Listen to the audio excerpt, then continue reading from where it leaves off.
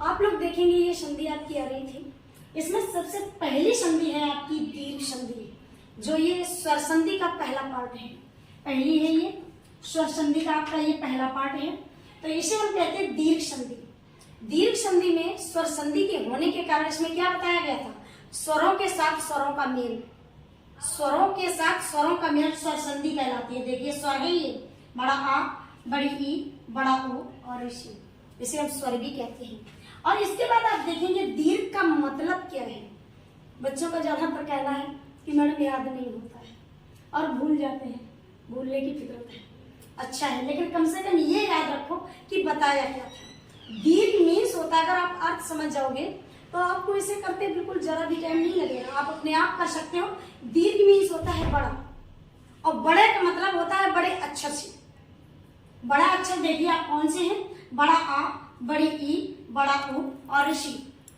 स्वर जो आपके हैं सारे बड़े हैं, कोई भी छोटा नहीं है। तो इन्हीं का मेल जब आपके उदाहरण के अंदर मिल जाए, समझ लो ये तुम्हारी दीर्घ संधि है। और ये आपका बताया है। सूत्र का मतलब आप समझते हो, सूत्र तो आप लोगों ने मैथ में पढ़े होंगे, लेकिन इसमें भी दिए हुए हैं। इसमें क्या बताया, सूत्र में ये बताया, जिसे सूत्र पता होता है ना उसका मैथ ही सॉल्व हो जाता है। वैसे ही संधि, अगर आपको सूत्र पता चल गया तो इसे करने में थोड़ा भी टाइम नहीं लगेगा। देखिए आप, आकाश सवड़े दीर्घ, इसका मतलब है, इसका अर्थ अगर आपने नहीं समझा तो कुछ नहीं। आकाश सवड़े दीर्घ ये सूत्र है आपका।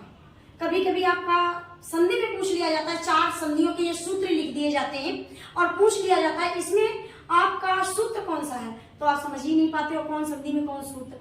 लेकिन इसमें आप जरूर समझेंगे। इसकी पहचान सबसे बड़ी क्या आपको मिल रही, आकाश सवड़े दीर्घ। देखिए दीर्घ संधि का सूत्र में दीर्घ आपको मिला है, दीर्घ आपका इसमें भी मिल रहा है। तो आपको सूत्र पहचानने में जरा भी टाइम नहीं लगना चाहिए, कितने के भी बीच हो। अगर लिखा आकाश सवड़े, अगर आगे का भूल भी जाते हैं तो पीछे का समझने में जैसे ही आपको दीर्घ मिलता है तो आप तुरंत समझ जाएंगे ये हमारी दीर्घ संधि का सूत्र है। इसका मतलब है अंकों में सबसे बड़ा अंक।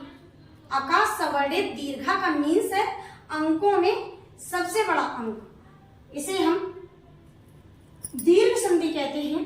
तो देखिए इस संधि में सभी शब्द दीर्घ अर्थात बड़े होते हैं। मैंने कोई चीज ऐसी नहीं ली, कुछ भी ऐसा नहीं लिया जो आपके बुक से रिलेटेड हो। केवल इस संधि में आपको एक ही बात पता करना है कि दीर्घ मीन्स होता है बड़ा, और बड़े का मीन्स होता है जो सबसे बड़े स्वर संधि के अंदर आते हैं अक्षर।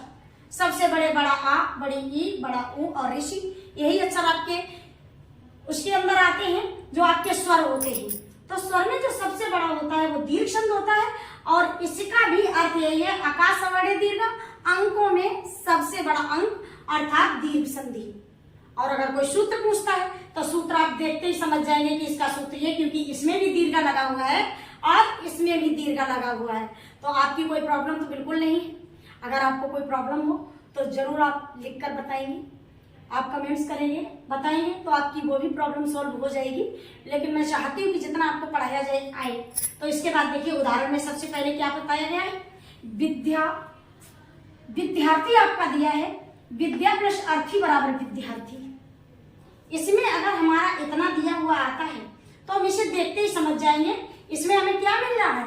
इसमें देखो एक तो मुझे बड़ी ई मिल रही है, दूसरा बड़ा आ ये मिल रहा है, इसमें बड़ी ई मिल रही है।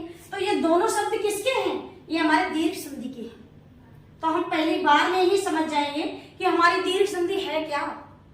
तो अपने आप समझ जाएंगे दीर्घ संधि क्या है। तो विद्यार्थी को देखते ही मुझे दीर्घ संधि पर टिक लगा देना चाहिए। लेकिन अगर ऐसा नहीं आता है, अगर कहीं ऐसा आ गया तो आप कैसे ढूंढेंगे, इसमें आप सूत्र लगा देंगे। सूत्र कैसे लगता है, देखिए बड़ा आ धा, तो देखिए बड़ा आ प्लस छोटा आ बराबर बड़ा, यह सूत्र आपके लगाते ही बड़ा निकल के आ गया।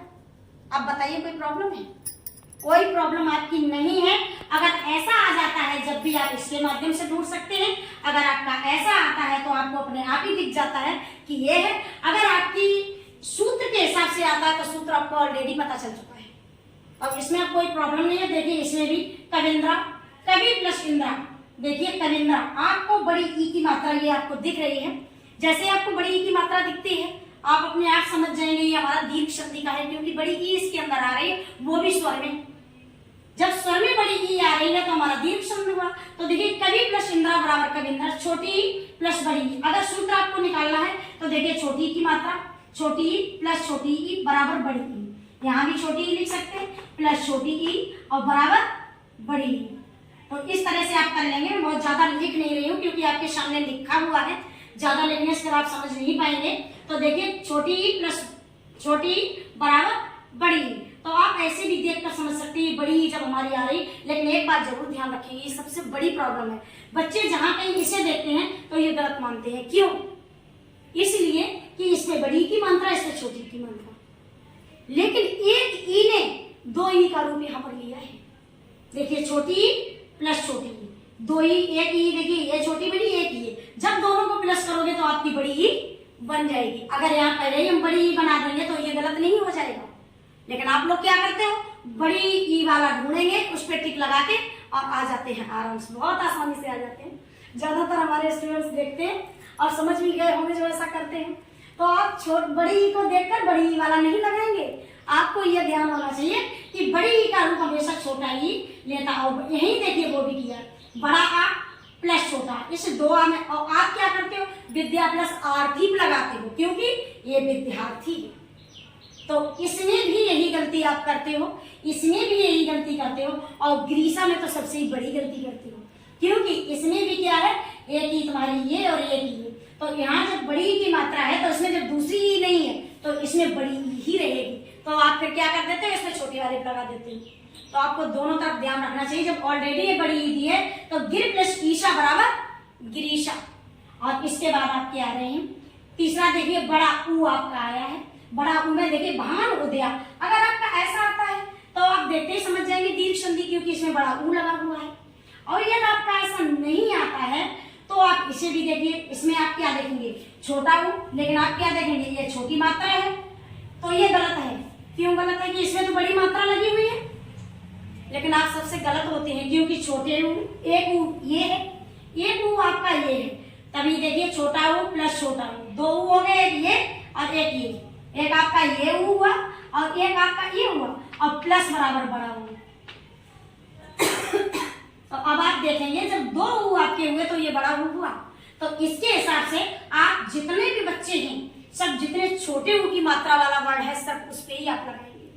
आप कभी भी बड़े ऊ की मात्रा वाला शब्द मत चुनना क्योंकि ये बहुत ही डिफिकल्ट भी होती है, बहुत इजी भी होती है।